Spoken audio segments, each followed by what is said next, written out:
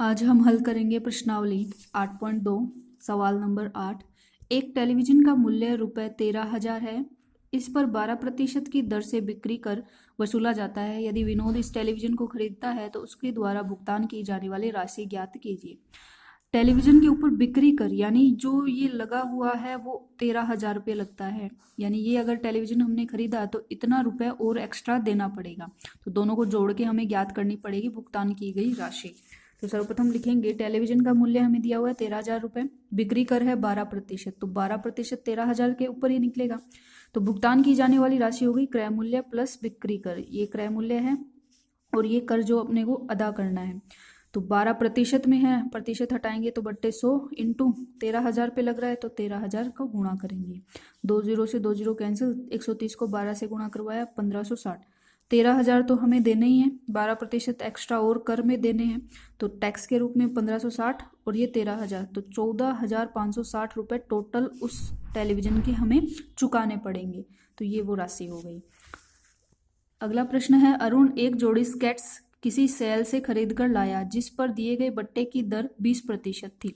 यदि उसके द्वारा भुगतान की गई राशि 1,600 रुपये है तो अंकित मूल्य ज्ञात कीजिए। अंकित मूल्य होता है जो राशि उस वस्तु जो हम खरीद रहे हैं उस पर अंकित होता है, यानी लिखा हुआ मूल्य। इसमें बट्टा दिया गया, बट्टे का मतलब होता है छूट देना, तो 20% छूट दी गई है तो मतलब ये माइनस होगा जो अंकित मूल्य था उस पर, और उसको माइनस करने के बाद में ये रुपए भुगतान किया गया है। तो जो समीकरण बनेगा वो अंकित मूल्य माइनस ये बट्टे बराबर 1,600 रुपये। तो अंकित मूल्य हमें ज्ञात करना है। हमने मान लिया अंकित मूल्य x रुपये है, 20% दर बट्टे की है, भुगतान की गई राशि 1,600 दिया हुआ है। तो प्रश्नानुसार समीकरण बनेगा अंकित मूल्य माइनस बट्टा, बट्टा हमारा प्रतिशत में आता है, प्रतिशत हटाएंगे, प्रतिशत बटने के कारण 100 लगा तो 20/100 गुणा x, 20 को 100 से काटा 5 बार काटा बराबर 1,600। तो x माइनस एक्स बटे 5 बराबर 1,600। यहाँ हम लघुत्तम लेंगे, एलसीएम आया 5, यहाँ 5 को x से गुणा किया 5x माइनस x बराबर 1,600। 4x बटे 5 बराबर 1,600, पक्षांतरण करने पर हमारे पास आंसर आ जाएगा 2,000। यानी अंकित मूल्य 2,000 रुपये है और इस पर 20% छूट देने के कारण ये वस्तु हमें कितने में मिली, 1,600 रुपये में मिली। नेक्स्ट प्रश्न है, हमने एक हेयर ड्रायर 8% वेट सहित ₹5400 में खरीदा। वेट को जोड़ने से पहले उसका मूल्य ज्ञात कीजिए। ये भुगतान की गई राशि है। वेट एक प्रकार का कर ही है, ये 8% है, यानी इसको जोड़कर अपने को ये भुगतान करना है और अंकित मूल्य हमें निकालना है, यानी प्रारंभिक मूल्य क्या था। तो माना प्रारंभिक मूल्य x था, वेट लगा 8%, अतः अंतिम मूल्य हो गया 5400 रुपये।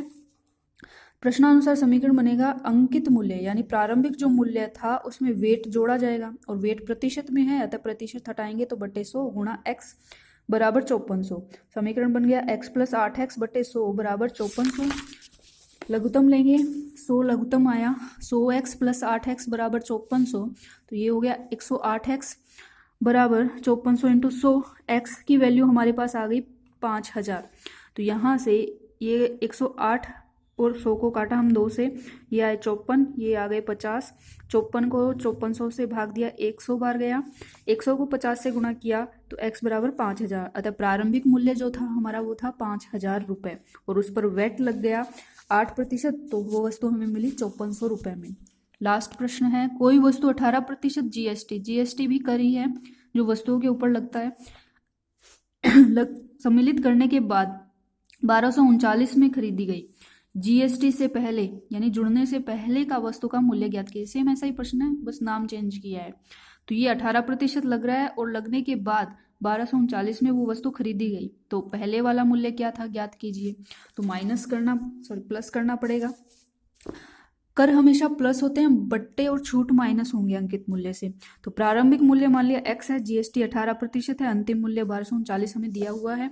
समीकरण बना x प्लस जो जीएसटी लगा वो, तो 18% प्रतिशत हटाएंगे तो 100 आएगा गुणा x बराबर 1239। समीकरण को हल करेंगे लघुत्तम लेके, 100 को गुणा किया, 100x प्लस 18x बराबर 1239। 100 का पक्षांतरण कर देंगे, फिर 118 का पक्षांतरण करेंगे, ये भाग में आ जाएगा इनको काटा, सरलतम रूप में चेंज किया तो 21 गुणा 50 हमारे पास आंसर आया।